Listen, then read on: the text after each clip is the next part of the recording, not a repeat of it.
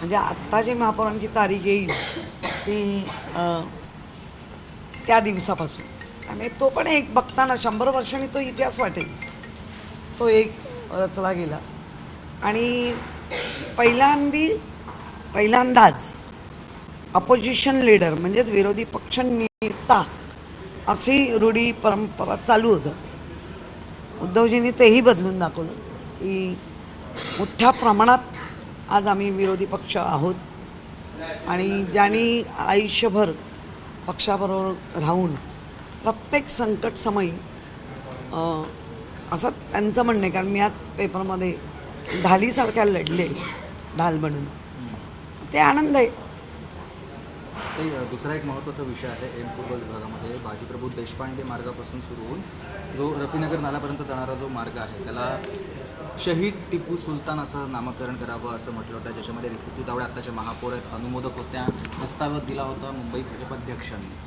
बघा, मला ना खरंच त्याच्यावर आता ना राजकारण नको होतं, म्हणजे आम्हाला पक्षाला.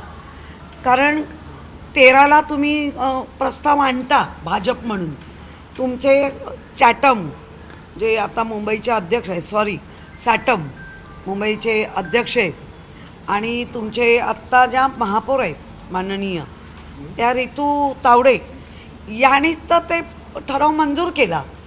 आणि मग कशाला आमच्या पक्षाच्या याला हिंदू मुस्लिम रंग देत आहे?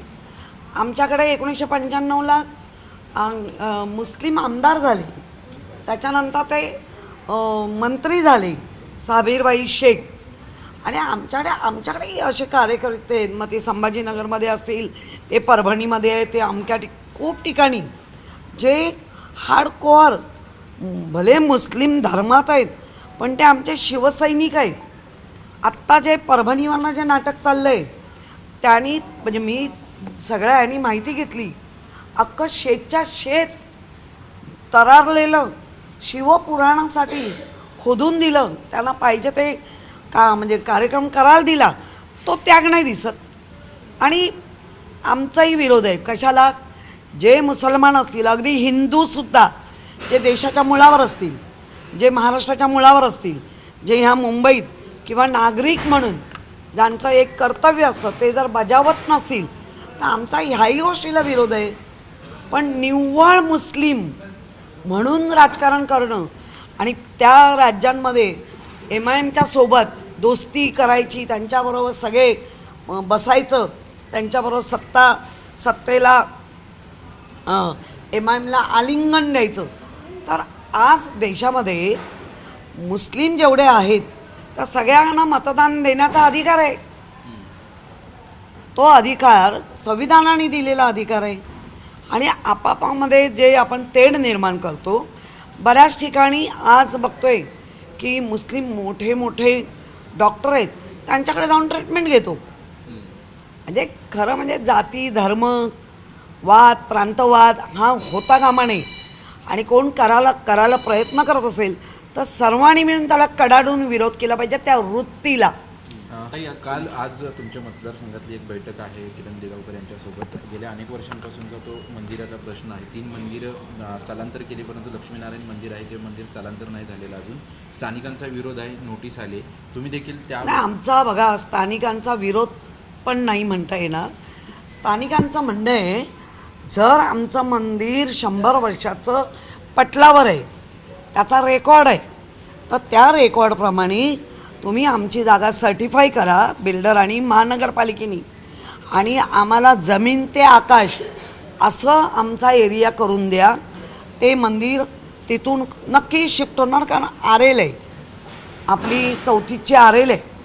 आरेलप्रमाणे बिल्डरला ती रिकामी करून द्यावी लागते, त्याच्याशिवाय त्याचंही काम नाही होणार. पण आमच्या नागरिकांचं म्हणणं काय आहे की त्याला खोडा घालावा हा नाही आहे. त्यांचं तेच म्हणणं आहे, आमचंही तेच म्हणणं आहे. इतर मंदिरांचे पुरावे फारसे नसल्यामुळे त्यांना स्थापित करणं त्यांना सोपं गेलं, पण ह्या मंदिराचं सगळे पुरावे आहेत. मंदिर अस्तित्वात आजही आहे. तर मंदिराला जी काही त्यांची 500 फूट 1000 फूट जी जागा आहे त्या जागेवर लोकेट करावं, आणि पोडियम खाली ह्याच्या खाली असता कामा नये. अस्तित्व संपून जाईल पूर्ण मंदिराचं, हेच मागणी आहे. महानगरपालिकेने जागा जरी तुमची असली तरी तुमच्या तेवढ्याच तोडीने त्यांचा रेकॉर्ड आहे, त्या रेकॉर्डचा भान ठेवून बिल्डरला सांगून ती जी काही जागा असेल 500-1000 फूट ती त्यांना बांधून देव. जमीन तो आता त्यांचा जो संयोग होतो त्यांच्या आपल्या देवळाचा तो व्हायला पाहिजे, एवढीच आमची मागणी आहे. आम्हाला कुठेही आडमोठेपणा आमचं धोरण नाही. ताई, संदीप देशपांडेंनी आज एक पोस्ट केली आहे की जे अतिशहाणे आहेत त्यांचा बैल रिकामा आणि त्यांचा जो अंगुली निर्देश आहे तो सामनातल्या रोखठोक सदरावरती आहे. खरं तर विरोधी पक्षांच्या कामगिरी संदर्भात रोखठोक सदरातून काही प्रश्न उपस्थित करण्यात आलेले होते.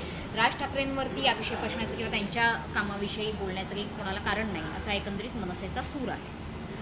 नाही, मुळामध्ये एखादा सामनाचा जेव्हा अग्रलेख येतो तो कोणाला एकाला असा उद्देशून नसतो आणि संदीप ज्या भूमिका मांडतायत त्या भूमिकेशी राजसाहेब सहमत आहेत की नाही ते अजूनही कळलेलं नाही. त्यामुळे संदीपच्या भूमिकेला फारसं कोणी त्यांच्याच पक्षात अगदी सिरियसली घेत नाही आहेत.